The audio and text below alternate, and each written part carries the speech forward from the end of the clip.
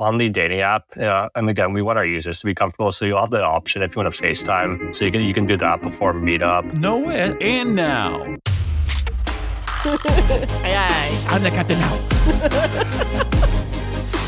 coming to you from the K2 Studios in San Diego, California. That sounds great. You sound amazing.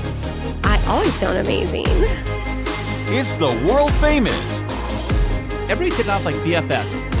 Kris and Kristine Show. Hey, what's happening? How are you doing today? Thank you so much for being here. And I am Kris. And I'm Kristine, and welcome to episode 181 of the Kris and Kristine Show.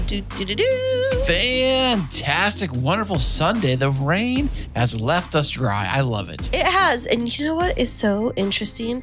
I was looking at my Facebook memories yesterday, and it was like episode 23, 4 years ago. And I was like, what in the world? I thought we'd only been podcasting for 3 years. We're at 4.5 years now. We are like grizzled vets. You know what I'm saying? Like, if you think about it, like in the NFL, isn't 4 years like considered a whole career? Well, in the military, 4 years is an entire tour of duty. Well, we are doing a tour. I feel like every time I bring you onto the podcast, you feel like you are doing a tour of duty, right? Yes. Of like duty or duty.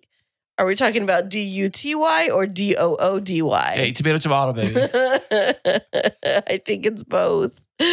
But yeah, I was just looking back at that and I was thinking, wow, like 4 years ago, we were on episode 23.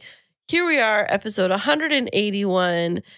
Who would have thought? You know what? I would have thought that maybe we'd do 5 episodes and stick around. Like, yeah, it was a fun little thing we did for a minute, but here we are, 181 episodes. Now, I would have loved to have been able to do a daily show. I know you would have loved one too, but although... No, I wouldn't have. It is like nails on a chalkboard every week. Oh, Actually, this week I was fine because, I'd been traveling and all of that. And where you been? And we have a great guest that is coming on. But, there's other times when you're just like, are we going to podcast this week? And I'm like, Kris, I literally have worked all 3 jobs this week, plus, parenting and all these other things. Can I just have a minute? And you're like, you never want a podcast. And you just... I don't sound like that. Oh, you literally do. I don't sound like that. You literally do. It's like nails on a chalkboard. And you're like, you never want a podcast? I don't understand. And I'm like, because it's work. You're like, it's not work. It's a hobby. It's fun. It is work. I'm having a blast. I love being here. It's a blast for me. Exactly, because you don't have to do any prep. Wait a second. I do all the prep. No, you do the editing. I have to do all the prep. It's like, you're saying that you're doing all the cooking and all the slicing and dicing of the prepping of the food, and I get to judge the food and eat it. What you're saying? Yes. Okay. And do the dishes after. Oh, I get to do dishes. You get to do the dishes, which is what, podcast post-production is. I have to do all of the presentation and putting everything together and measuring and making sure that everything's in the house to be able to cook the recipe and cook it. And people are like, when's it going to be done? All right, is it ever going to be done? What are we having for dinner? Literally, that is my life when it comes to podcasting. It's like the minute that I walk in the door, are we going to podcast this weekend? I'm like, Kris. What's for dinner? I'm hungry. Feed me, Mommy. Feed me. Exactly. It's well, you know what? You always want a piece of me. Everybody wants a piece of you, babe. You're a hot commodity. You know that. I know, but there's just not enough pieces to go around. I'm sorry. Well, we'll do the bite-sized version. Do like the dollar menu. The dollar menu of Kristine. Oh, everybody gets just a little bit of my time. You said you were traveling. You just got back into town last night. So where did you go? I was in Central California. I had to work up there midweek. And then I worked remotely from my regular job for a couple of days. And what else did I do? Oh, we had Ezekiel's birthday party. Bingo. There we go. Big Ezekiel. Big number 19. 19 years old. Wow, that's crazy. You know what's funny is that one more year, he'll be 20 years old. That's crazy. I know. He's already plotting his 21st birthday. Oh, where did you want to go? Oh, no. You forget that kids on the spectrum have an amazing memory for things. And if you promise them you're going to do something, they're going to hold you to it. But he was 4 years old and made the promise. No, it was like 3 years ago. You told him that for his 21st birthday that you and I would take him to Vegas Yeah. and you would teach him how to play roulette. Oh, I would. Yes. Okay, and you would buy him gonna- a drink. I'm going to teach him how to. Well, here's the thing: you get free drinks if you play roulette because you got to sit there. They'll bring by the drink waitress comes by. Say, "What do you want? Anything? Cocktails, drinks?" And you say, "Yes, I want whatever I want." And they bring it by, but they take forever because you know that you're playing. The thing about Vegas in all casinos is that they know the longer you sit there, the more you're going to spend gambling and the more you're going to lose. So that drink, which you think is free, It actually cost you $750,000. Exactly. So And then you have no home. exactly, deed to your house on the table. You're like, I'm betting it all. But if Ezekiel wants to learn how to play roulette and he wants to, spend his money playing, I'll be happy to help him out. Who said it's going to be his money? You said you're taking him I'm taking him. Not and you're sponsoring the trip. what This I am. trip, this 21st birthday trip to Vegas is sponsored by Kris and Co. Chris and Co. Chris and Co. That's my new company. Chris and Co's gambling. Fantastic audio. Yeah, Chris and Co's podcasting, podcast adventures, excursions. I know. You can totally podcast about it afterwards and then it's a write-off, right? Sure, my whole thing's I right wonder off. if that ever happens. Like people go to Vegas and they gamble and drink and all of that. And they document the whole trip for content and then it's a write-off. I bet you a lot of YouTubers probably do that kind of stuff. My mom watches all those YouTubers that do the gambling things and they do all of the cruise things and the cruise gambling on the cruises and all that stuff. I like to watch the content creators that are more into Disney trips. I like to watch the ones that go to Disneyland every day and talk about all the fun Disney stuff. What kind of content creators are you into? Well, before I talk about that, let me think about this concept of content creators that go to Disney. They really are blogging their entire trip. So technically, it's a business expense. Oh, totally. Right? Yeah. If you think about it, almost so then everything if can we be. take the kids to New York and we are podcasting while we're going to be in New York and meeting up with some others in our community. But if we blog the content and post it, does that then make it a business expense? We're going to need to ask our accountant so we get clear on this because I want to know how people do this. What if we could actually write off this whole podcast we're doing right now? What if this whole thing is a business expense? Well, but then you should be paying me so then you can claim my salary as a write-off. I am paying you in Monopoly bucks. I can't take that to the bank. I want a Birkin bag. Well, Hermes. do Birkin bags take Monopoly money? No, they don't. How about Disney bucks? I would take Disney bucks. I would take Disney gift cards. Do they still have Disney I bucks? am going to start charging you every week. Charging me? Yes, because then you can actually write off the expenses. I think that I should be a paid staff member of the K2 show. Okay, fine. I'll put you on the payroll. How much you want? How much you want? Let me jot it down here. How much you want here? $1, $2? What? Well, you said I was on the dollar menu, so thanks. Yeah, you're welcome. No, I said but pieces of you on $1 menu. But really, I do wonder about this. So, podcasts, some people monetize their podcast and then they get money for sponsorships and things like that. And then there's content creators that do Instagram and TikToks and things like that. So, how do they draw the line on what they can and can't write off? Well, I think as long as it's being used for the business or if it's an expense that's being used for the business. So let's take those Disney bloggers, for example. The tickets to Disney aren't free unless they're maybe getting paid sponsor through Disney to be there, which is the same thing as being paid. So, or sometimes it's like a travel company, like AAA Travel is sponsoring it. Yeah, so they pay for all the setup. They pay for your room, your expenses, your tickets, your whatever. You have to mention them 8 times during the video, I'm guessing. Right. And you probably say this episode is sponsored by such and such, whatever. They paid for this trip. That's another thing too. I heard too. If you have a official sponsor on your show or a paid advertisement, you have to announce that this is a paid advertisement by so and so. Yeah, on Instagram, even when I say, this partnership is with, blah, blah, blah company, it'll ask me whether or not I need to put the paid partnership label on my reel. And I'm like, no, it's not a paid partnership. And so you physically are not getting paid by the company to do it. You're doing it on your own. But they've even flagged different words with the algorithm to be able to be is this branded content? Really? Yeah. But That happens a lot on YouTube too. Yeah, but I am curious about this whole like writing things off. As we enter to tax season, a lot of people right now are actually filing their taxes, getting everything ready to go for tax season.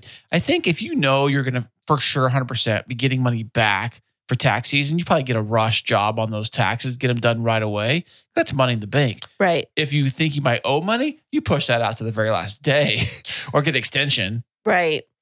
Well, this year for our tax purposes, in addition to filing as a married couple and then filing for Christine Smith Designs, this is the year that we formally, I was going to say initially, but the word is formally, created Podtastic Audio as its own company as well. So how does that feel to be having to prepare taxes for the first time for your business? I think it's going to be easy peasy as I say that now. You're going to be like, Chris, do you have this form?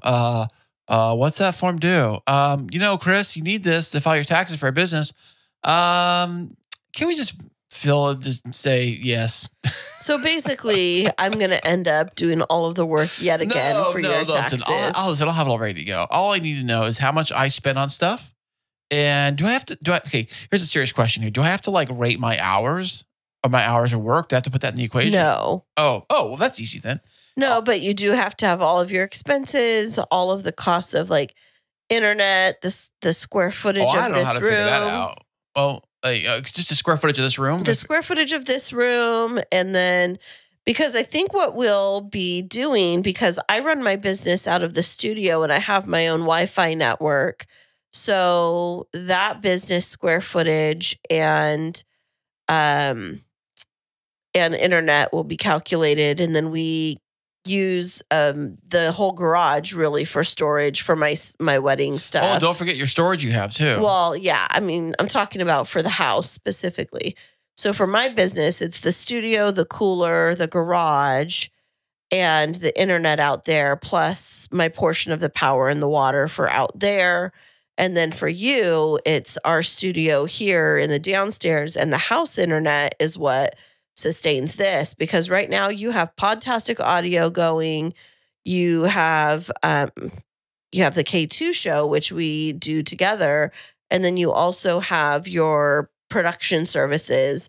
So you have all three of those going. I think it justifies that. Plus, so what we're going to have to do is put together all of your expenses of things that you've purchased to support the business this year, and that's the thing that takes time. So I'll have to get your phone and dig through your Amazon carts and things like that. Well, I'm trying to think what I actually purchased this year for the business. Was the Roadcaster purchased this year? I thought maybe it was. I don't know. This is why. I don't remember either.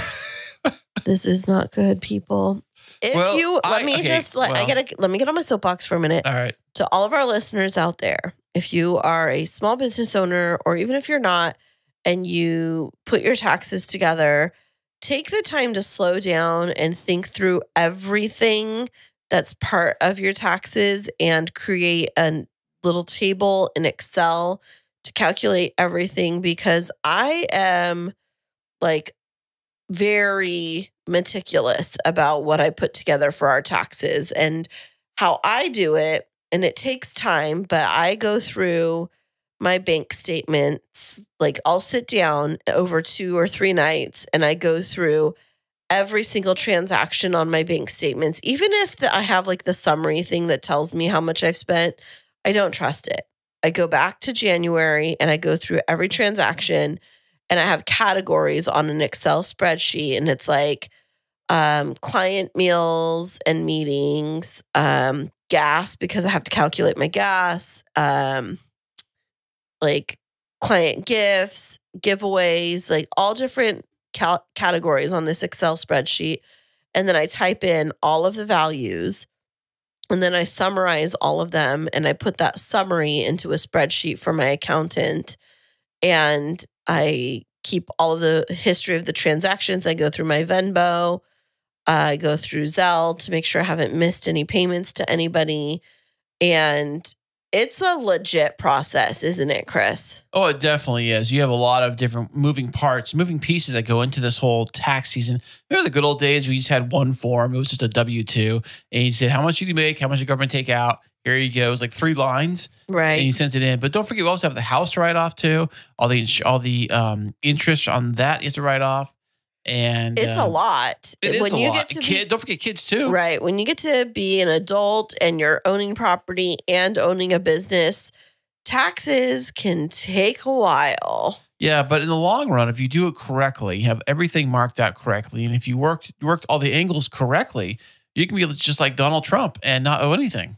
This is true, and that's the goal every year, is to try and not be paying so much overage in taxes that you like get a refund. The idea is to break even. Yeah. So you want to set your what do you call it? Your Withholdings? Withholdings on your pay stub correctly, so that when it does come, like Kristine says, end of the year, it should be a wash. You should not owe them. They should not owe you. It should be nothing. I saw this really funny like Instagram video where this girl's talking about taxes, and she's playing the part of the IRS, and she's playing the part of it herself and saying, the IRS say you owe us taxes, and she's like, why can't you tell me how much you owe? No, you have to figure it out yourself. But if you're wrong, we'll come after you. Well, can't you tell me? You should know. No, you need to figure it out. Right. But you already know. So why am I telling you? So it's song and dance. Yeah, definitely. Well, it's been an interesting time of year, just as we've been, winding down from the previous year and gearing up for this new year. And I've just been thinking a lot about our business and our podcast and things like that. And I was listening to a podcast episode because there's these TikTok stars that I follow. They're a married couple. And I saw an announcement that they were becoming a guest on, it's called the Unplanned Podcast. And it was one of those where it's a big time podcast. They get sponsorships and everything. And they flew in to interview this couple that went from like 1 million to 9 million TikTok subscribers, followers this year. And their names are Kay and Tay Dudley. And I think they live in like Arkansas or something like that. But they went on this podcast because when you're on TikTok or Instagram, all you get to learn about these people are like 1 minute, 2 minute bite-sized chunks. Right. You don't get to go deep. It's like it's like icing on the cake. Right. Exactly. But on this episode, they went like an hour and 10 minutes into their story. And it was literally just their story, like how they met, what they'd gone through before they met each other. They'd both been married previously. And I just found it very interesting. It got me thinking this morning, like on our podcast, we do little bite-sized chunks about ourselves, like interwoven in. But I think maybe next week we should do an episode where we were guests before we were married on a podcast episode called the 10 Steps Further podcast, where we shared our story. Oh, that's right. Yeah, we did. Right. Yeah. But we have never on this show actually gotten like deep and shared each of our journeys of what it took to be able to meet each other and like the process of blending. And I was thinking, I didn't even talk to you about this. I was thinking maybe next week's episode, instead of having a guest, maybe we go deep and we tell everybody our story. I love how Kristine's pulling the curtain back here and showing everybody our behind the scenes meeting here. This is a live behind the scenes, what goes on here in the K2 studios. So I'm down for whatever you're down for, babe. Yeah, because, when we started off the podcast, we were trying to do hot topics. And then for a long time, we've been doing like guest features. And I thought, what? We have some very loyal listeners that have been on our journey with us like for 4.5 years. And we're this far in, they may still be wondering like, who are these people actually? Ooh, who are the mystery? Yeah. The mystery people on the show. Like getting down to like the hard times that we've gone through to find each other and, what our individual journeys were. And especially now that our kids are getting a little bit older and they're asking us questions about, things that have happened in our past. They are? Well, kind of. And I feel like we, for a long time, as we were doing this podcast, wouldn't talk about our background a lot because we didn't want the kids to know about. Oh, now I'm curious. What happened? Well, like previous relationships and things like that. But our kids are getting older. And I think that, So how about we have our ex-girlfriends or our boyfriends on the show? You're saying like as guests? Not talking about ex-girlfriends and boyfriends. I'm talking about ex-spouses. Oh, well, and not having them on the show, but at least us being able to like share for real. I feel like sometimes we just allow our listeners to hear like a certain part of our story. Well, most people do. Right. But as I was listening to this episode of the Unplanned podcast just yesterday, made me think about like, okay, well, I would rather be like authentic and let people know the real us and what it's taken to get here versus bite-sized candy bar versions of Kris and Kristine. Well, yeah, the bite-sized candy bar versions are like the little fun packs they throw in Halloween bags, you know? Right. It's exactly what it is. It's for kids. It's for quick little bites. There's no substance to it. It's just a little like,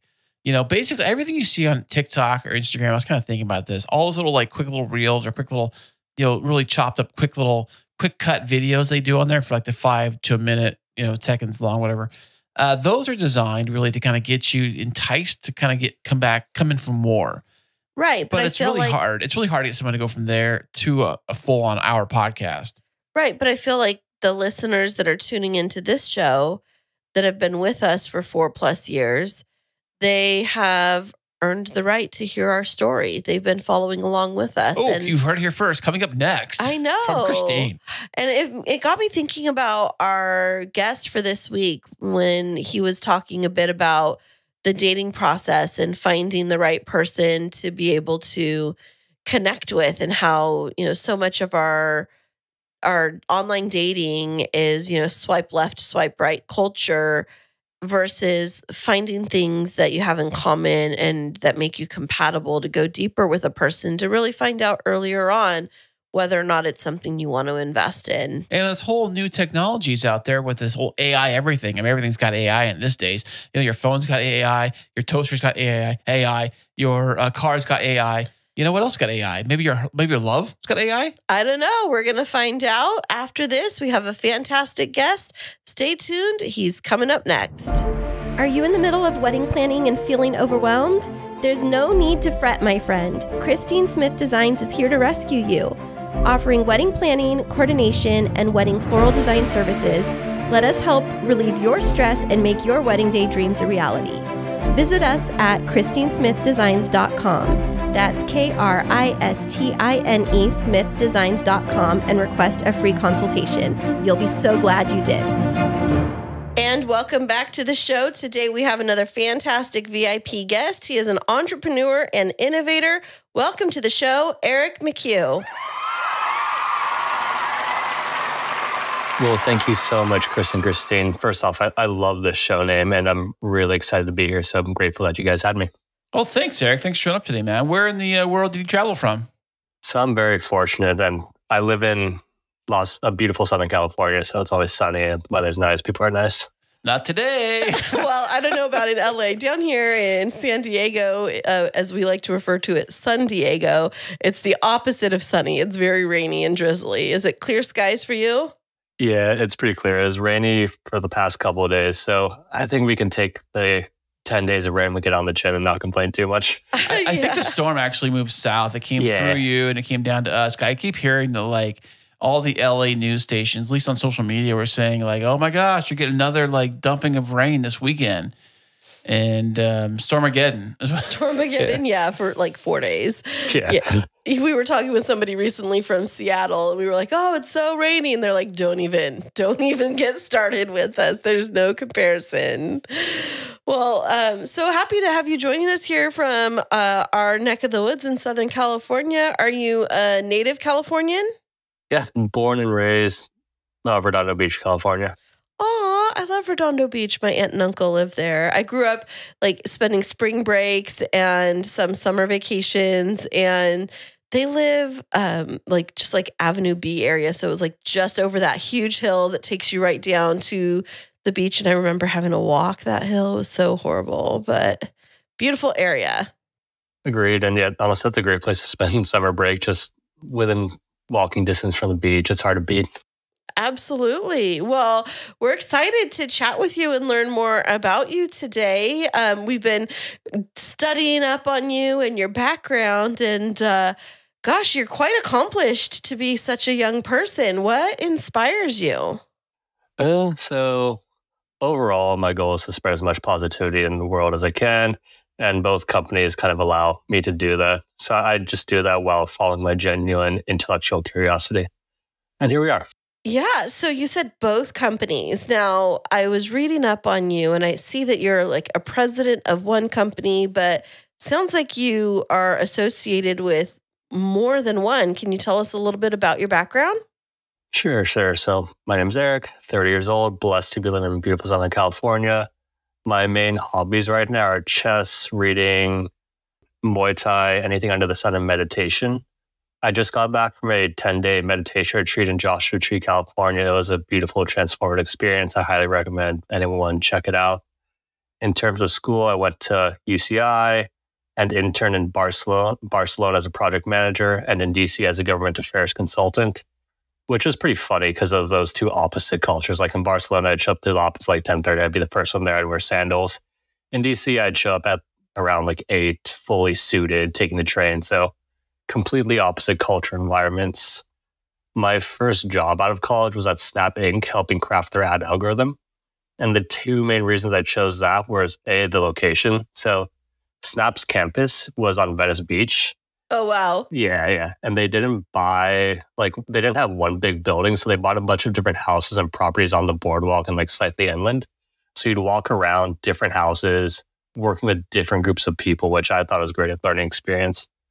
And the second reason is because it was right before their IPO. So I wanted to see what that was like.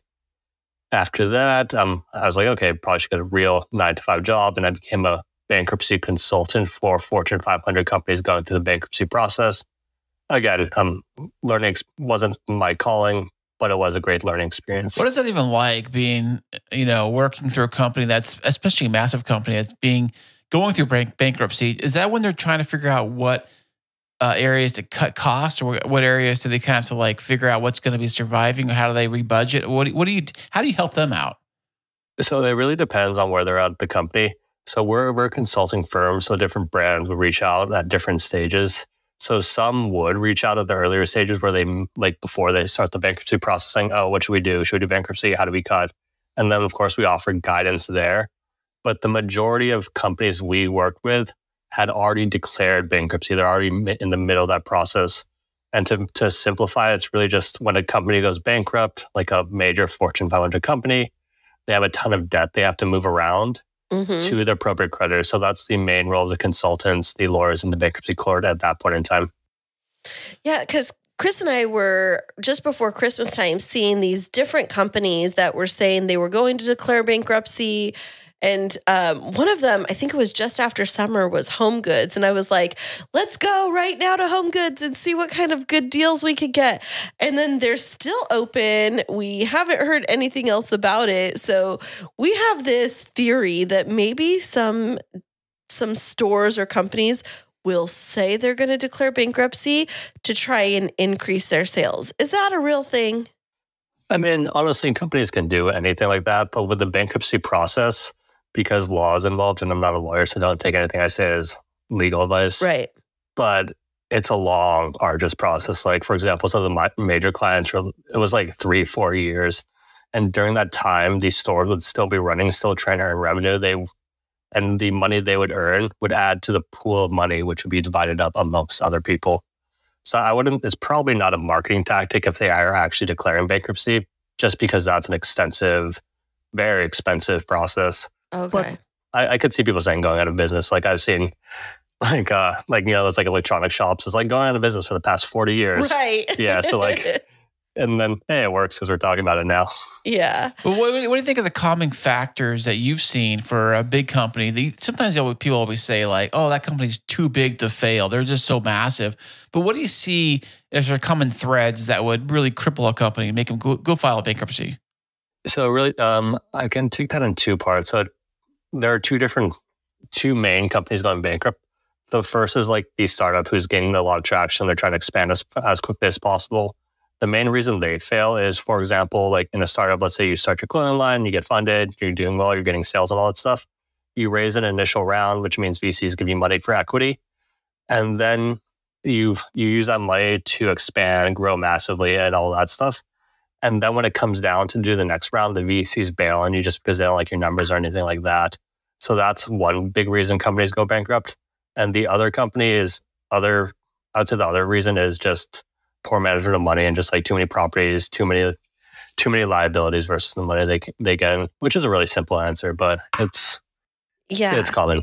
It makes a lot of sense. So I know they didn't declare bankruptcy, but when you see a company like Peloton, who in the midst of the pandemic had this huge growth trajectory because people couldn't go out to gyms and they couldn't socialize and everybody was like wanting to, get fit, and they're hiring all these people and expanding so rapidly, but not having a plan of what was going to happen when the world went back to being able to get outdoors, and all of a sudden they're laying these people off like en masse. And, those I think sometimes are those warning signs of, if we don't pivot, if we don't do something right now, the whole ship is going down. Yeah, no, you're exactly right. And honestly, a lot of times can just be drum up to just lack of foresight. Mm-hmm. It's like, they see the chance to make quick money now, and it may not be the best long term. Like, for example, the Peloton example, it did make sense to expand temporarily for like a year and a half to try to boost those sales and earn more money, get more customers. But like you said, as soon as everything went back to normal, they're just like, oh, okay, you still have to pay all these people. Right. Well, it's like a gym membership this time of year. If you go to any gym in January, or first of the year, it's crazy busy. Mm-hmm. So come February, Yeah.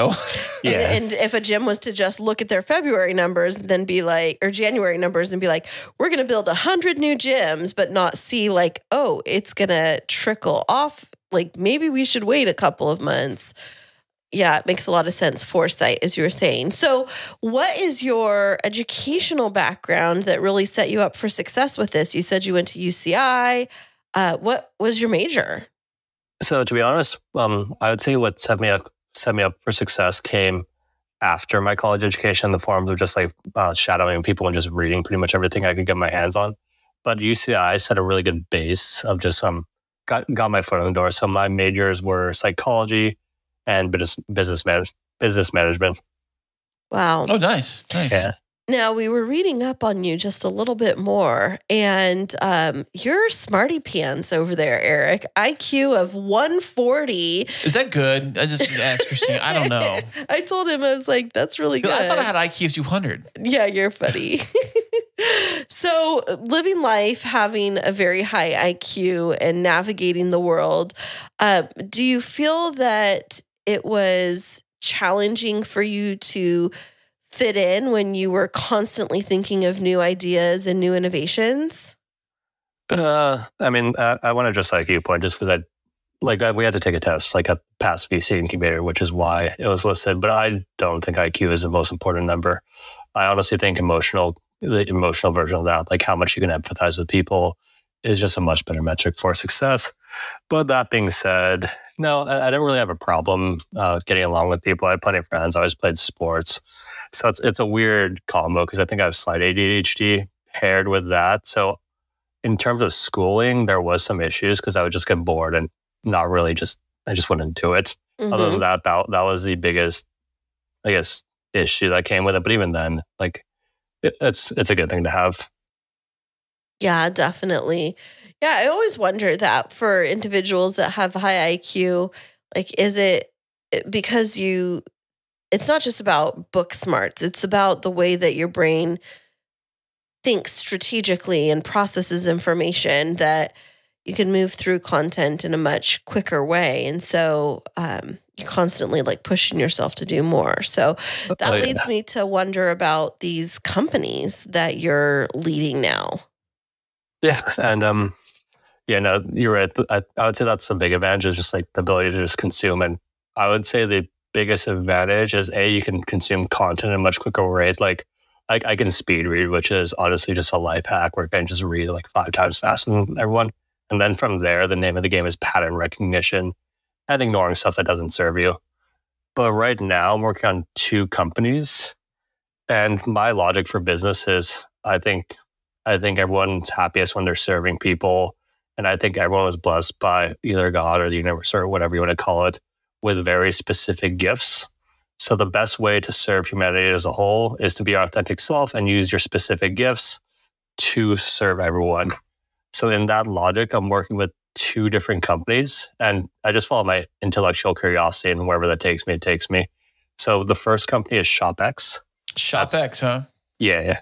So that's a Web 2.5 platform. And it's my logic or my why behind that is my overall goal is to live a nice, peaceful life.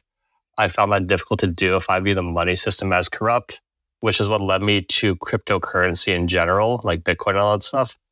And ShopX is a way for me to onboard people into that ecosystem voluntarily at scale. So like imagine ShopX is it's a platform for like a Web 2 brand to enter the Web 2 space and gain benefits. So like, let's say we work with like a company like Nike, they use our product and services.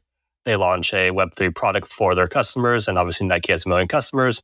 1 million people purchase that product because they want to. That's another 1 million people into the space of cryptocurrency. And whether they want to learn more, they can. So when you think of ShopX, I want you to think of the Google or Apple Web3. Long term, we're going to be a suite of products for a brand to download an app and enter Web3. Right now, we have 2 products live. The first is ReserveX. That's a NFT-powered loyalty program. So if you're a brand, you're on Shopify or WooCommerce. And for your listeners, there are 4 major e-commerce platforms. Like if you wanted to start an online store, you'd probably use Shopify, WooCommerce, Salesforce Commerce, and BigCommerce. Right. So we're live on Shopify and WooCommerce. If you wanted to launch an NFT collection with e-commerce benefits, all you have to do is download the ShopX app and we can get you started. So let's say hypothetically, Nike wanted to launch like a gold, silver, bronze style loyalty pass collection. They could launch that gold pass and then they could program in different e-commerce benefits to each pass. So for example, the gold pass could get a free product A, early access to product B, a discount on product C, access to in real life event for their gold members.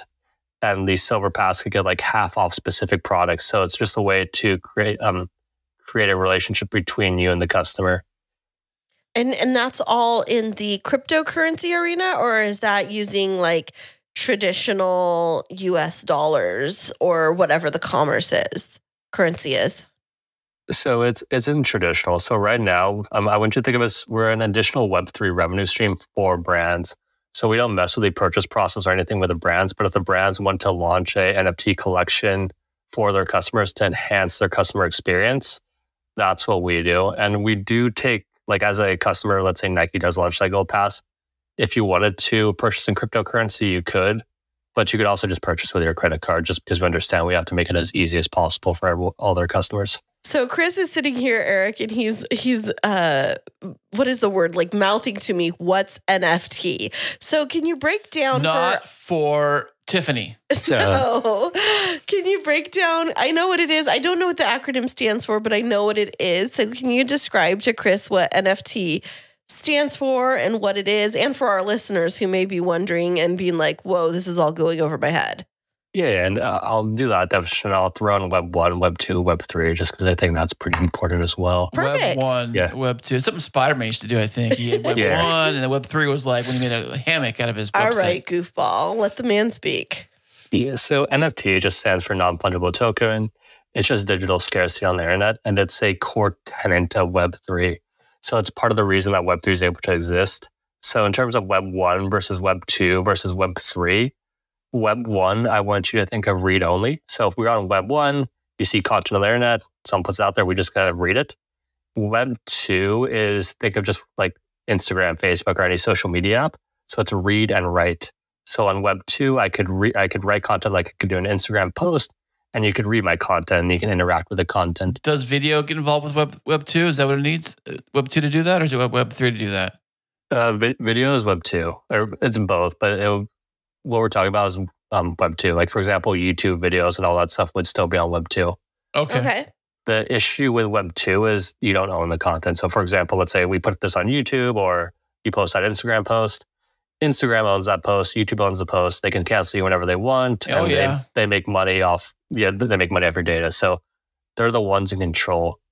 Web3 is read, write, and own. So we can read content, we can write content, but the only difference is we can own the content through technology like cryptocurrency and NFTs. So for example, let's say I were to launch an NFT collection.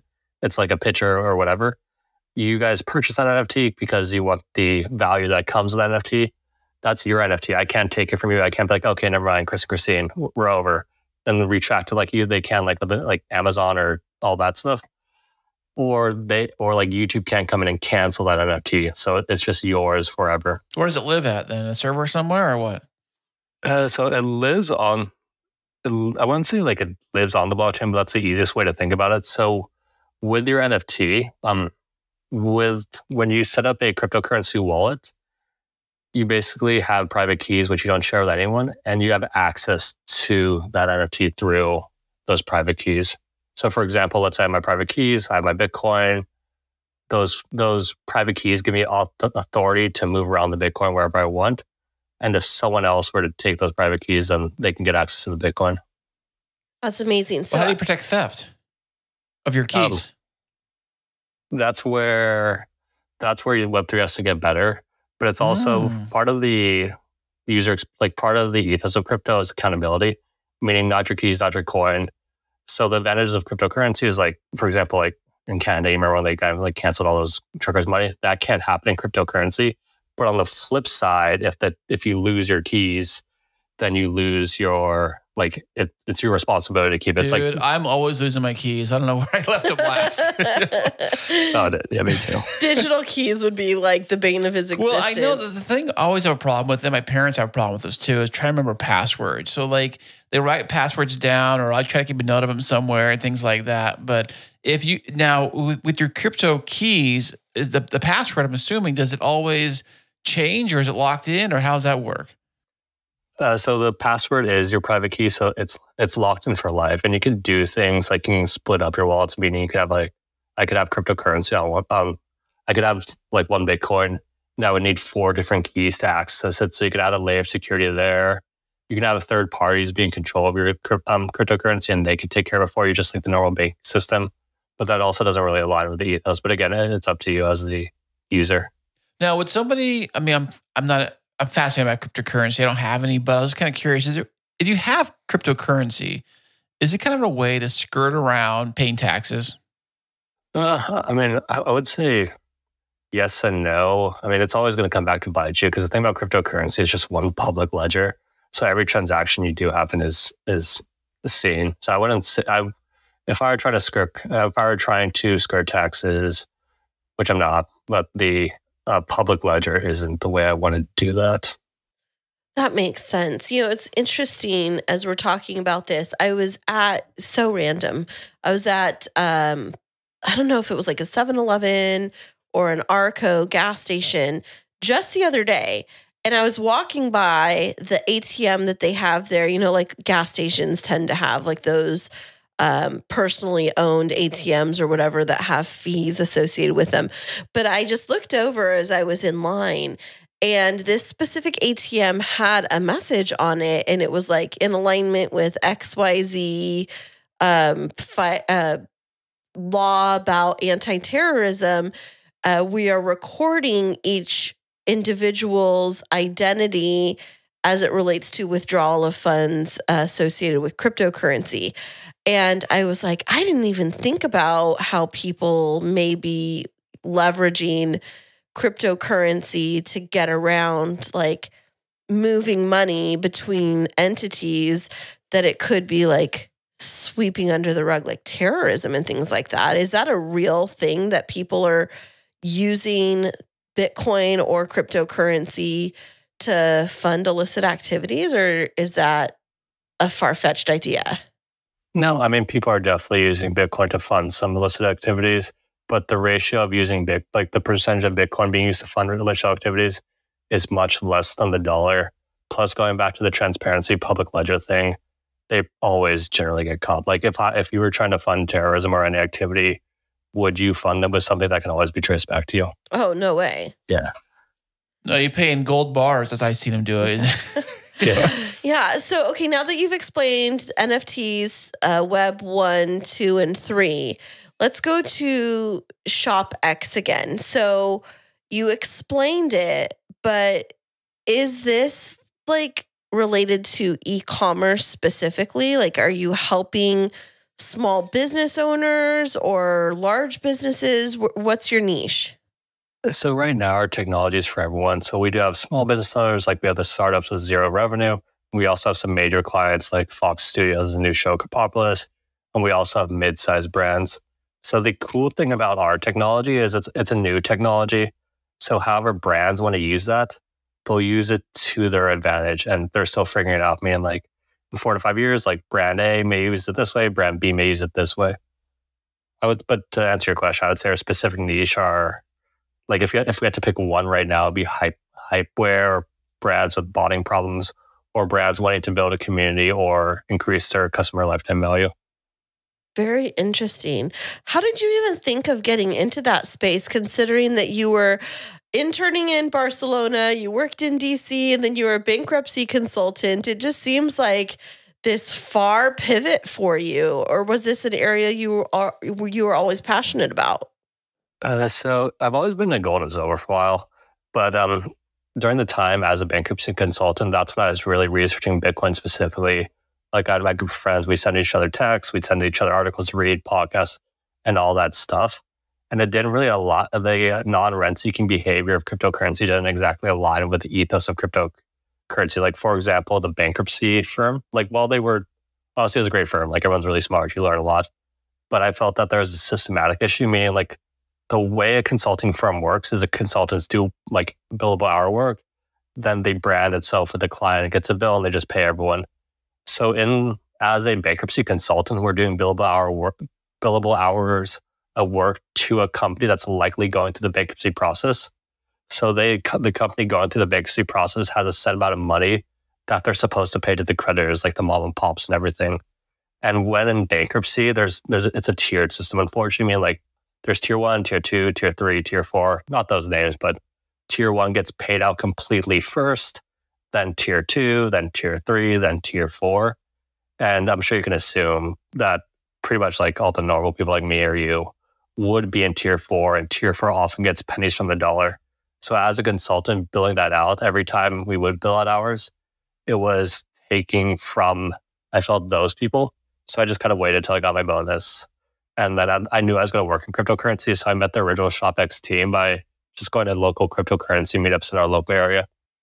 Yeah. Oh, that makes a lot of sense. And it's definitely, as I was listening to you and thinking about watching those large companies go through bankruptcy and then seeing like, gosh, I don't want to be in this forever. Like I want to move into a different space, that I think I would be doing the same thing. But you have another project you've been working on that Kris and I was on TikTok and I was like watching some of your TikToks about it. Oh, what do you think of the TikToks? Oh, they were great. So this is with AI powered matchmaking. Oh yeah, the robots are coming over to take over. Yeah. So can you pronounce the name of the company for us, or the app for us?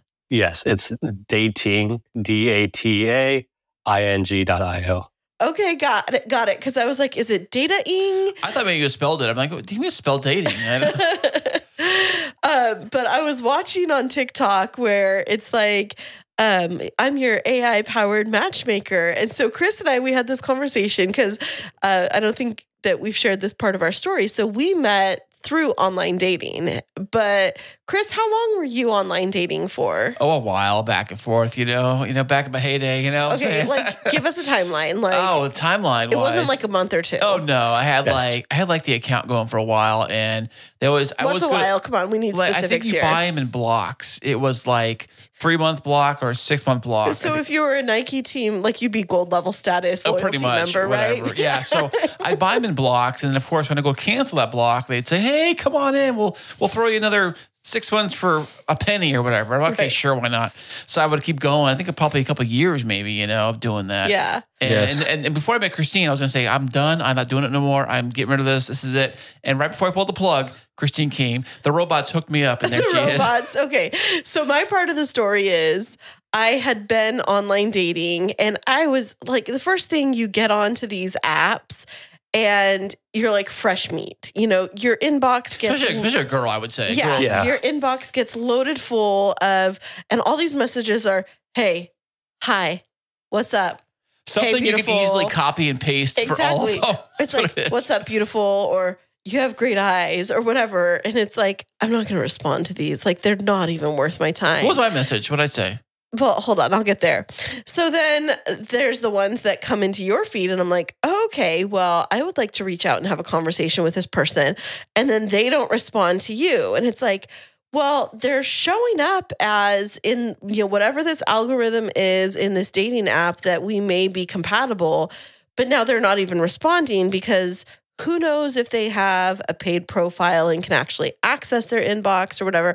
So I went through a couple of cycles of being on online dating, being off of online dating, and I took this extended break, and then I came back, and like days later, Chris was in my feed and he had checked out my profile. And after like 4 times of him hitting up my profile and looking at it, I finally made the first move.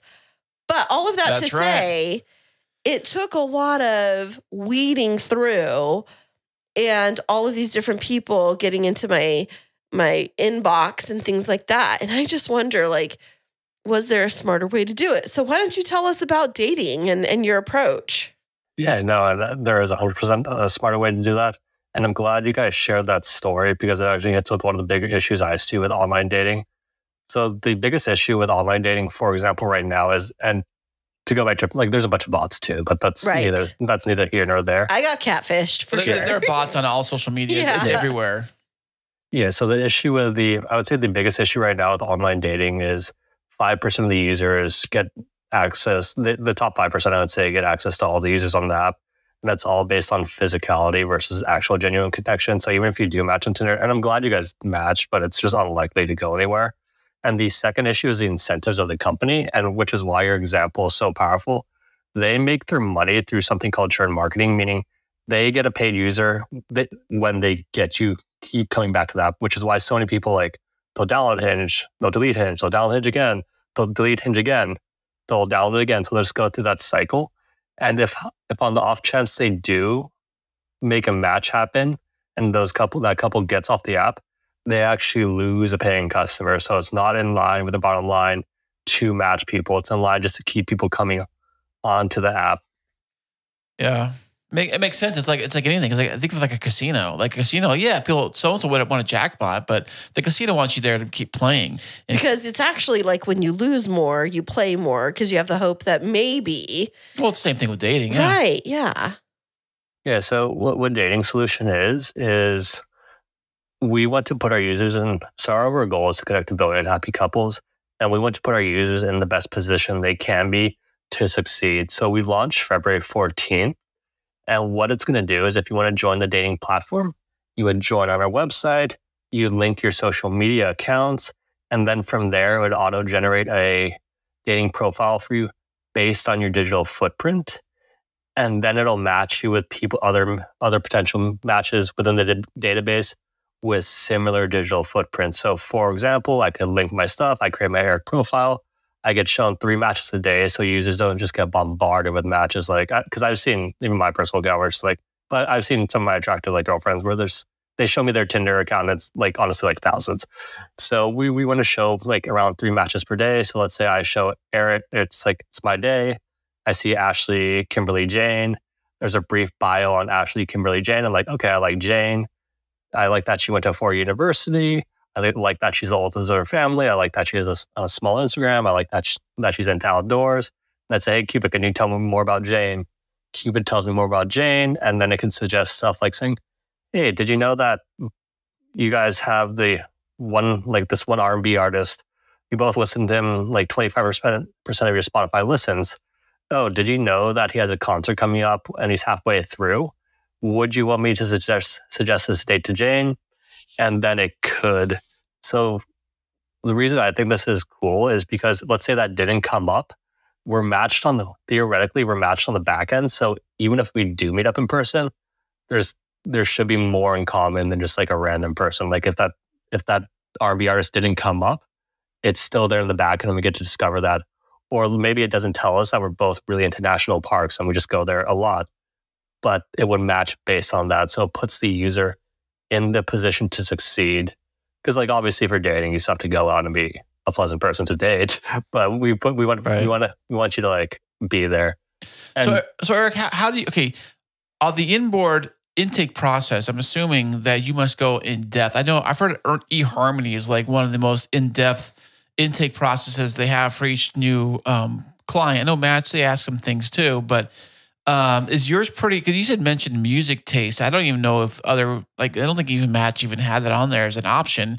So you must have like a real like lengthy process, or do you use like AI to figure that out? No, the process is actually super simple, and it's much more in depth than any other dating site because we're just like with your social media accounts. So you would just create a profile, put in your number, put in your name, and then your profile is connected to your number. So whenever you want to log in, you just go through your number. And then the intake process is just linking like your social, like and linking your Instagram, linking your Facebook, linking your Spotify, and whatever social media accounts you want. And then from there, the profile is already made. So like in Match.com, let's say they're asking about music, they could say whatever they want. Like they ask you like 5 questions, whatever. But we'll base our matches based on your entire like Spotify history. Okay, big question that I have, Eric, is whether or not finding things that people have in common is a good indicator of them potentially being a good dating match. And let me tell you why before you answer. Because I look at Kris and I, and if you were to just look at us through the lens of what we had in common, the only thing that we had in common really is that we had both been raised in the same faith as children and young adults.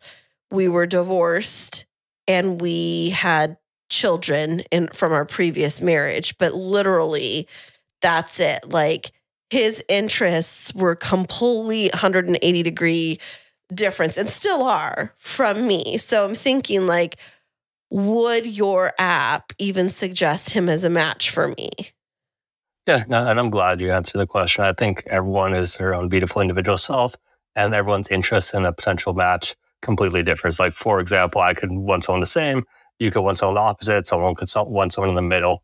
So the cool thing about our app is the longer you're on the app, the more matches you reject, the smarter the matchmaker gets, and it's more likely to put you in front of a match you would actually want to get along with. So for example, in this case, I think it'll start off showing, and it'll change based on data. Like for example, if more people like opposites, it's going to switch up on the back end and do that first. But I think it's going to start off with matching people with similarities. And let's say that works great for some people, but it doesn't work great for person B. This person B just keeps saying, no, I don't want to date someone the same as me, by like just clicking pass on the match. It's gonna figure that out, that there's a pattern, because really all AI, the benefit of AI is just like pattern recognition at scale. So it'll pick up on the pattern and then I'll try to auto-correct itself by showing person B, like maybe it's someone who's the opposite, and see if that has a better results. So it's just gonna keep testing. So it's not gonna just keep, if you're saying no to someone who's similar to you, it's not just gonna keep giving the same type of person. So Eric, but how does it weed out the fake bots? Because some of them look very convincing, but I can tell they're fake. Come on now. I mean, but I'm saying like, how does an AI figure that out? Yeah, so the way we're working around that, and I know bots are a big problem, and they're really annoying on the dating apps where a lot of them are just bots, and it's like, Jesus Christ. So the way we're working around that is, it's a manual process, meaning if someone has to report, obviously you have to do that. We're running an algorithm. We're going to create bot prevention. So we're working with some of the security measures on like LinkedIn and some of the major social platforms on how they find their bots. So we'll run that in the background to try to find the bots. But the biggest defense against the bot is just the way your profile is created. So for example, to create a profile, you link your phone number and then you link your social media account. So it's a lot of work, because bots aren't good if you can just scale it up and just mass create accounts like that. Oh, very quickly without having to like think about it, right? But like if you have your number and you're connecting like your Facebook, LinkedIn, and Spotify, it's unlikely for a bot to have all 3 social media platforms going. And if you want to connect one and you are a bot, like let's say they work around that, they connect a fake Instagram to like a fake number, they just create a chain reaction that way. Mm-hmm. If you only have one social media account active on the platform, you probably won't get the matches or that you won't have the karma points. Okay, to do very well in the app. Does your app require more than one social media? You can link as many as you want. You'll get better matches, and it'll create a more comprehensive profile for you with the more you connect. So let's just say you match up. You got Facebook, Instagram, TikTok, Twitter X, and LinkedIn, and you said music ones too. So if you have a Spotify, do you guys work with Apple Music also, or is it only with Spotify? No, I mean, obviously we want to work with everyone in the future. It's just these integrations take time. Like, for example, working like TikTok or Instagram, you have to develop the software, you have to talk with their team, and they have to get approval for you. So, right. so we're just kind of in the process with all of those. So we will work with like Apple Music, like Ticketmaster, Eventbrite, so you can get like data on like what events you go to, and they can suggest stuff based on that. So the more sources, honestly, the better. They just take some time to get like company approvals, and all these companies, they have a different process and different responsive rate and different some take longer than others. This is super intriguing to me, Eric, because I'm thinking about my season of singleness. That's what I'll refer to it as before. We call it BC, before Kris, BK, before Kris.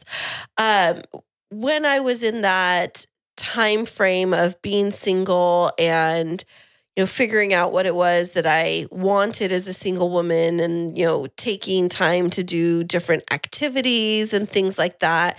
And I made new friends. I'd go to meetups, I'd make new friends, and they'd introduce me to new things. Like we'd go country line dancing. And so on my Facebook, I'd check in doing country line dancing and, be looking on my Instagram feed at different fun country line dancing places. So I'd be exposed to these new and different experiences, which opened me up to different people.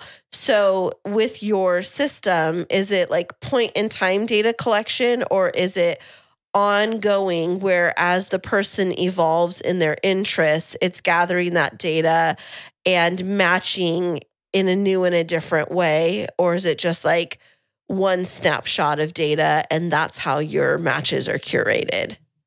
No, we can do either. We're still deciding which way works best, but right now we're leaning towards ongoing, maybe not every day, but every once in a while, because people do evolve.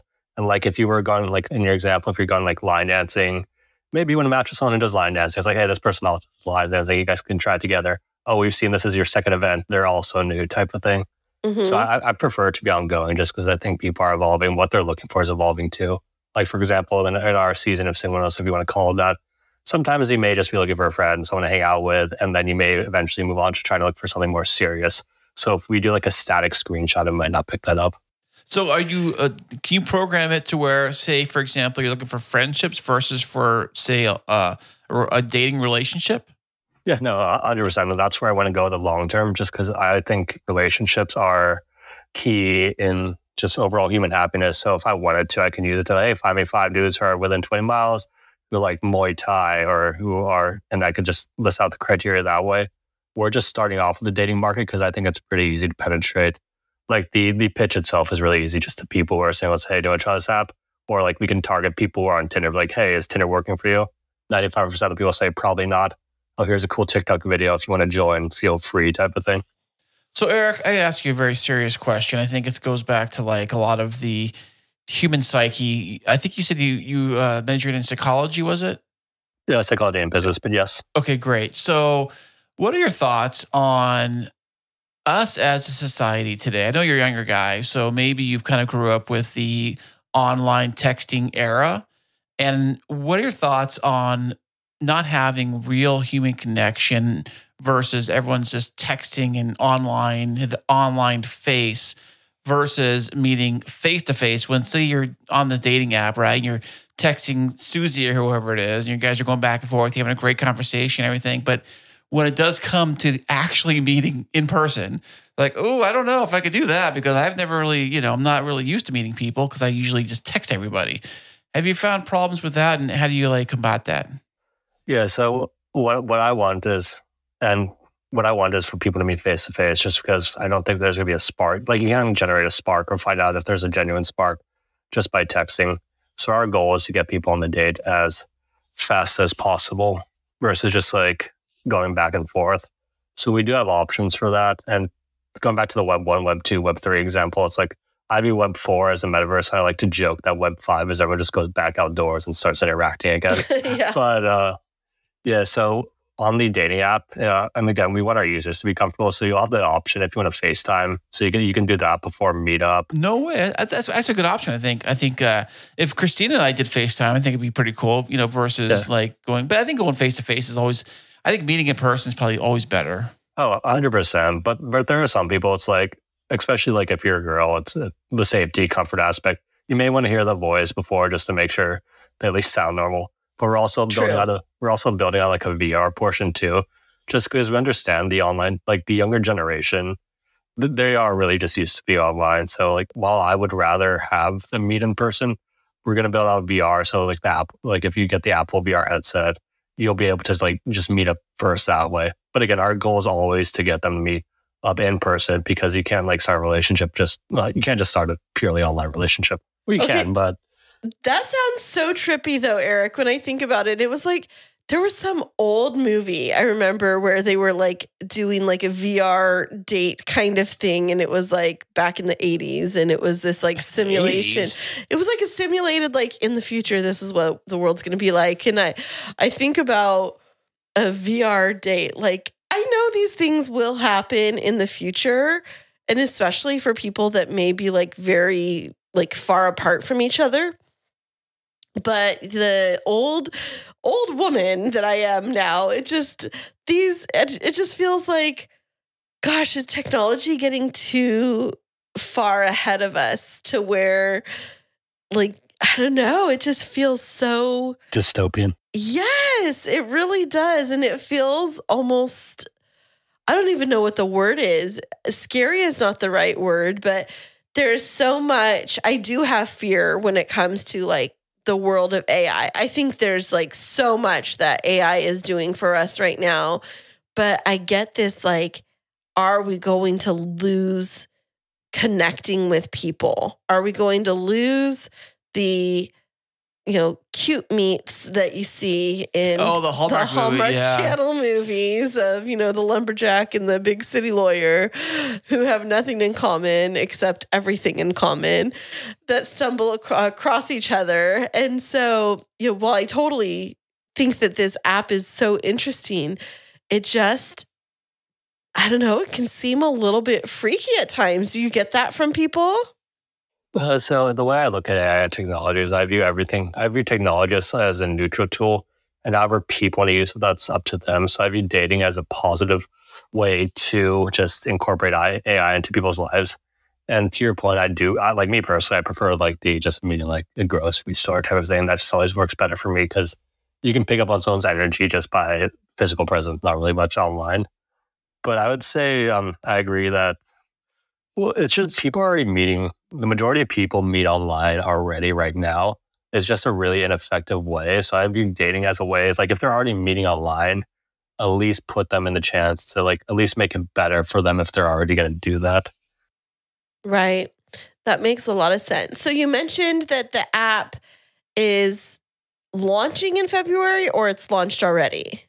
February 14th. So what our original plan was, we were going to build it out, launch early January, get users, and then raise additional funding because you need users to raise the funding.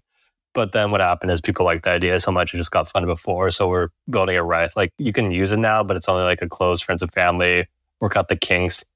And we could launch next week, but at this point, it's like we just want to launch on Valentine's Day because it's cute. It is. That's very cute. So now, is this going to be an app dedicated to iOS and Android, or how's it going to work? Right when the launch is going to be desktop first, but we're in the process of building out, again, like it's an application process and everyone takes different times, but it'll be for iOS and Android. There's no sense of cutting out one community.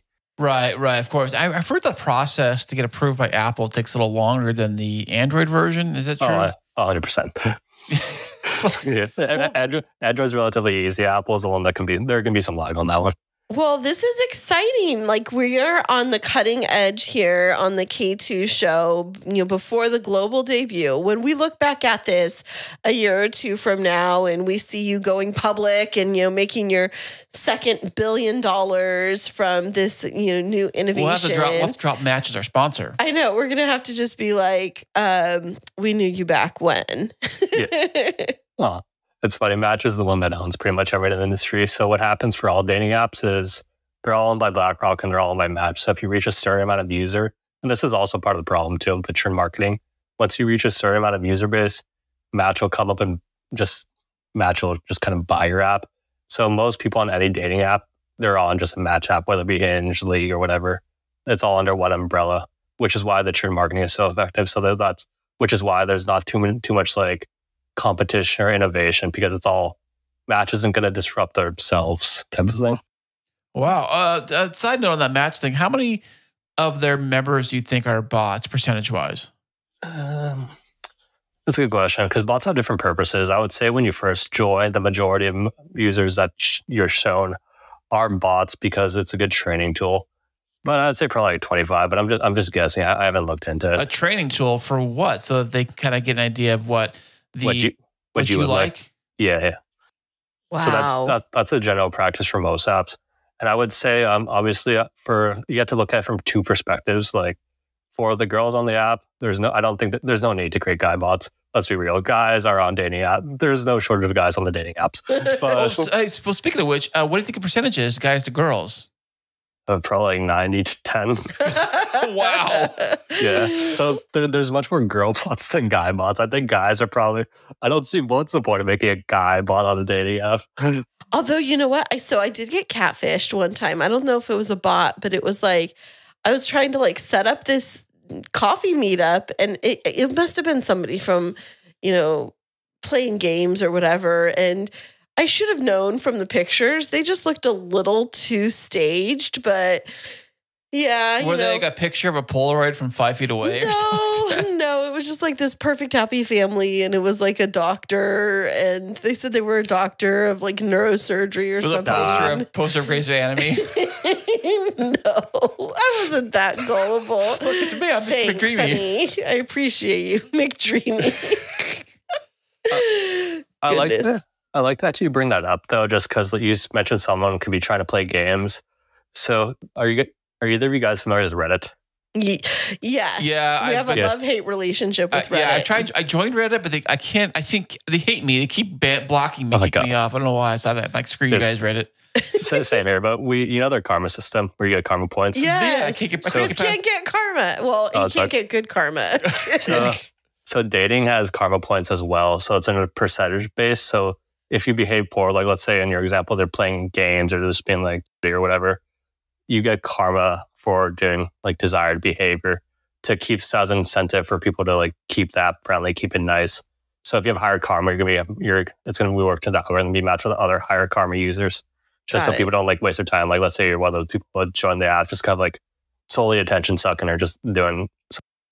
It'll pick up on that. You'll get reported. Your karma will drop, and you have to either raise it or just you got to get lost. Yeah, that makes a lot of sense. Well, so how are you launching this? You mentioned that you're going to launch it around Valentine's Day. Online, you said. Online, but where can people go to sign up? And is there some kind of special incentive if they're in your first group of users? Yeah, so if they want to sign up, they'll go to the website dating.io, and then you can just sign up that way. We're launching it. It's eventually be global, but right now we're just kind of targeting mainly, like anyone can sign up, but like if you sign up from like Moscow or England, you're probably going to be like the only person there. So we're targeting our push to generic, just pretty much SoCal, specifically LA. Really? That narrow, huh? Well, yeah, just because just at first, because when people join, we need there to be actual matches and people around where they could actually meet up. So if we have like targeted, like limited budget or whatever, or just not unlimited, it makes sense to just go city by city. And we're from LA and we have access to like some studios and stuff. So that's why we're choosing LA. Yeah. Well, it's a pretty good market too, I would say. So there's probably a lot of singles and I mean, versus say Hoketown, middle of nowhere, Hoketown. town. Kris comes up with all of these random phrases. I call it podunk, or living out in the sticks, and he comes up with these combinations. I call it hodunk. It's what it is.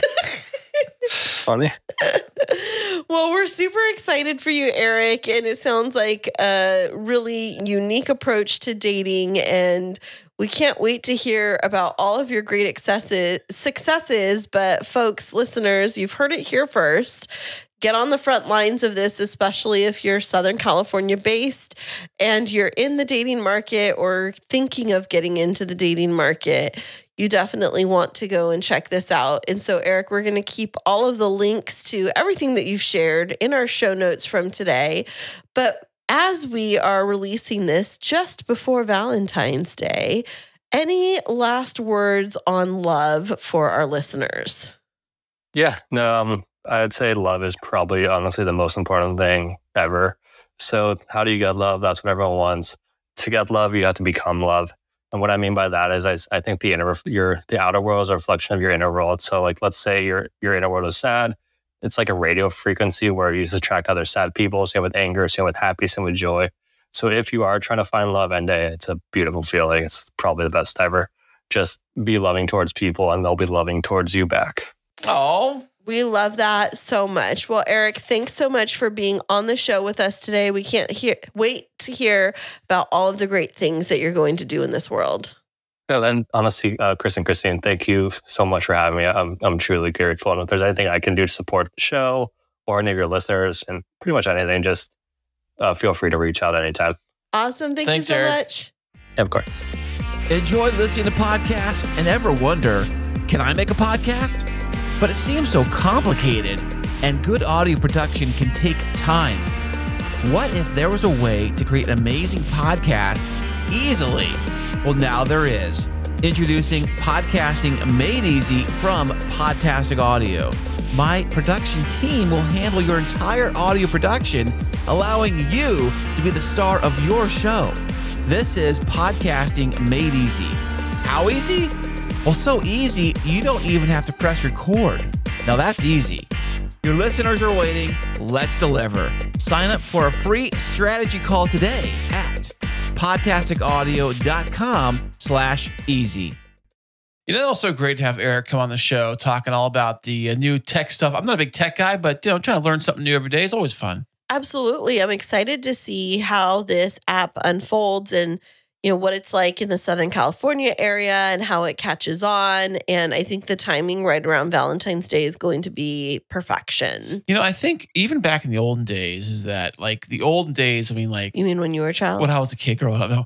When online dating first hit the scene, I think it was Match was the first one on the scene, or was it Matchmaker? Hold on. You're referring to that as the olden days? Well, yeah. What? Well, okay. Was there anything before that? No. Online dating? Was there anything? Was chat rooms. Yeah, that's the the chat rooms were a keyboard version of going to a bar, pretty much. Yeah, it's how one of my sisters met her spouse. Yeah, well, I met plenty of ladies that way too, trust me. But anyways. Kris has done it all. I have been everywhere in the world. So, but the thing I was saying about Matchmaker and Match and earlier versions of those kind of things, you type in what your parameters were, what you're looking for. I think you've Match did that. And basically Match would feed you suggestions. And I think, didn't they give us a ranking, a star ranking, 4, 3, 2 stars? I thought one of the services, I've been on so many services, I can't remember which one is which, but one of them had a ranking and it based it on whether or not you matched up based on the questions they asked you, whether or not you matched up. And it's kind of like an AI, kind of like an algorithm where it kind of figured out matched up based on things you guys said you like. You like tennis? I like tennis. Ooh, match it up, You're looking for somebody that's, this ethnicity or this religion or this area of town or whatever. And you kind of, I think based on those things, it would kind of put you together, blend you together just based on those factors.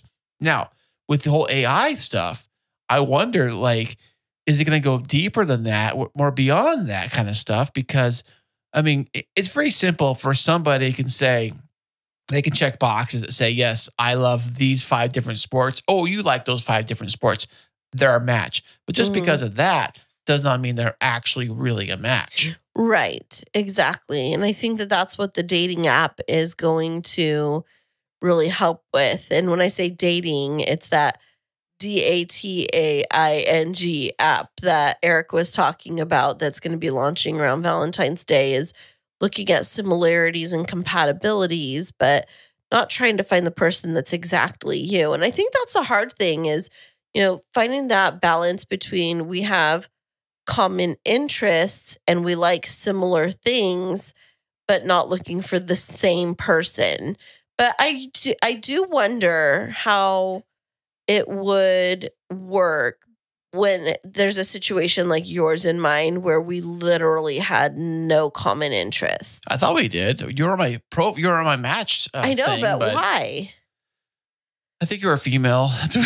And I had a picture of a car on my profile, but that's about it. Yes. That's what, clued you into me. I did love my car. But also, too, I think, too, is that like when you say you match with somebody on Match or Bumble, whatever the hell it is you're using, and you see, okay, they picked the different things. They all pick things that are somewhat similar to what you picked. And you're kind of in that realm of they could be a match, but really what it comes down to is having a physical conversation with a person, not a text conversation. I mean, that helps kind of get the ball rolling.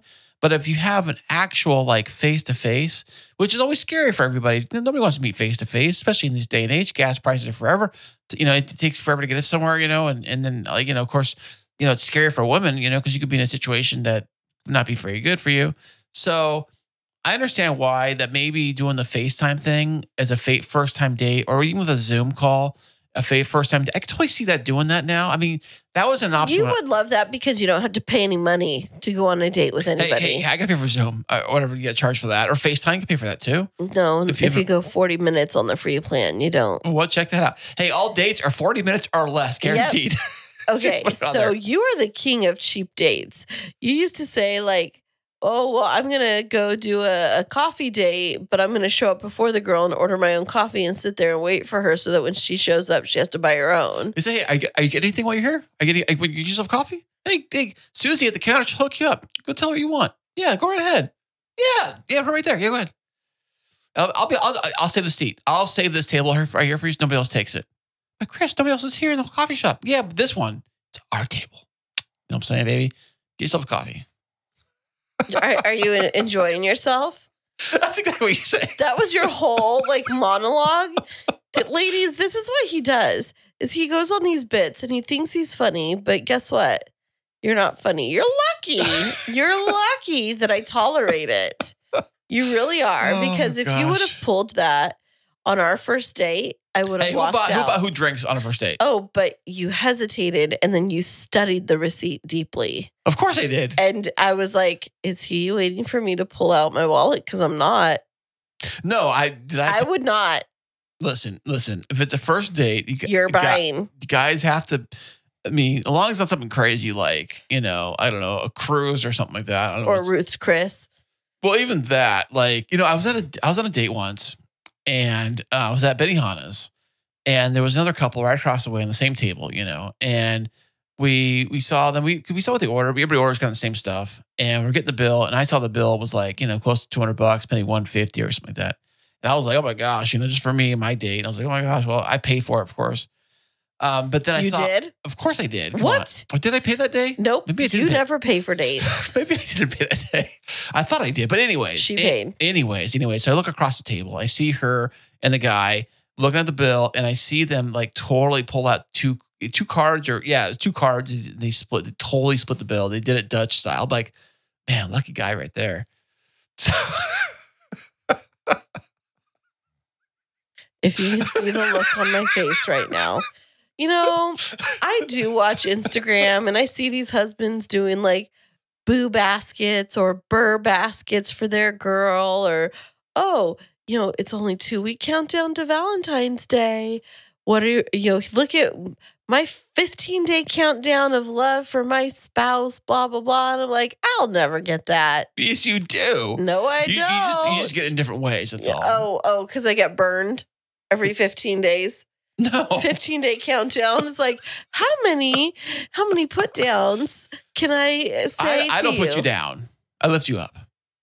And then he pulled the chair out from under me, so I crashed to the ground. No, not at all. Well, I am glad that you're giving everybody some laughs. But, speaking of laughs, while I was up in Central California, I have to tell you this. I did get to go to one of Ezekiel's stand-up comedy shows. In person, huh? In person, yes. He was at a comedy place. It's on a Wednesday night up in Clovis, California. And he was, okay, so it's 18 and over comedy. So when I go in there, I go in with, I am a supportive parent that is refraining from judgment while I allow my son to figure out his voice in the comedy space. And that's the thing is, he can't get in trouble with me for what he says while he's on stage. Is it like a little pact you guys made before you went in there? No, it's just like my agreement to him is he is learning how to write out comedy, and he can't really develop as a comedian if he's afraid of judgment while he's up there. Like, he has to be able to like figure out his comedic voice. And so he had definitely prepared, but then he's been trying to do crowd work where he's like trying to like interact with different couples. And okay, first of all, he got promoted to what's referred to as mini mic. So in these Mini mic? yes, so in these comedy Magic shows, mic. not Magic Mike. In these comedy shows, there's always a headliner. And then at the end of the show, they typically reserve 3 minutes for each person to do open mic. At the beginning of the show, if the promoter likes you, they'll give you 3 to 4 minutes on the front end of the show, like the openers. Is that like the prime real estate, the front end? Yeah. It's referred to as mini mic. And Zeke begged the promoter, and he let him do the mini mic. And so I was listening, and Zeke was really working on his routine, and he was working on some crowd work, and he said some stuff. Was it racist? It was. I wouldn't categorize it as racist because. Was it sexist? No, let me finish. I wouldn't categorize it as racist because he is Mexican, and the comments that he was making are about individuals of that background. But he made it to a couple that do identify as that. And they didn't think it was funny? And they walked out at the end of his 3 minutes. Well, at least they waited to the end and walk out in front of him. Right. He was really down on himself. And I had to coach him up and say, which, you know what? You're going to have people walk out. That's the world of comedy. That's actually a sign. How somebody walk out on you? Man. After. But I said, that's a sign that you got under their skin a little bit. And maybe you stepped a little bit over the line, but overall he did so well. And the promoter there he said, I love your son. He's so funny. And he's found this community of comics that, some of them actually do this professionally, and some of them are still trying to like break through and make it big. But it was so fun to sit there and watch him and then talk with him. And then for his birthday, he loves this comedian, Cat Williams. And he had told me he really wanted a fur coat like Cat Williams. And so for his birthday, we gifted him this like faux fox fur coat that goes like almost down to his knees. And it was so funny because when I got it and I opened it up before I put it in the bag, I was showing it to my parents, and my dad, he looks at it and he goes, I can't even say it. He goes, that's a pimp coat. Oh, wow. And I started laughing. And then Was it purple? It was white with like little gray flecks. But then it was so funny is at his birthday party on Friday night, he opens it up. And he pulls it out. And then my sister, Laura, she goes, who got that for him? And I said, well, she didn't know, huh? No. And I said, it was from me. And then my cousin, Christopher, he looks at it and he goes, that's a pimp coat. A Just pimp like coat? that. A pimp coat. And so Zeke like puts it on and he starts like strutting. And he was like living life large, thinking he would not take it off all night.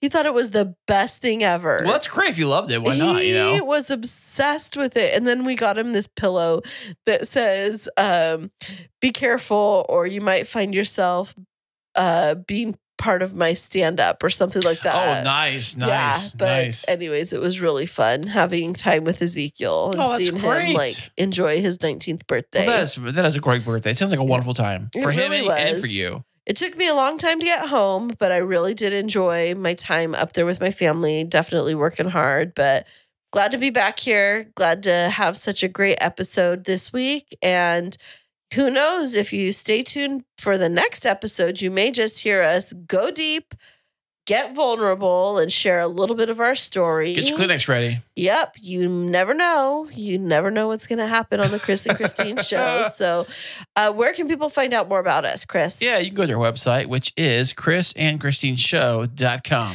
And you can find out more about us as a couple, our family. You can also learn about Kris's podcast production services with Podtastic Audio. Find out more about my business, Kristine Smith Designs. And you can always like and subscribe to our podcast and share it if you've loved this episode and you found it interesting, right, Kris? Absolutely. And we just want to say thank you to everybody for being such loyal listeners, and we'll be back with you Next week.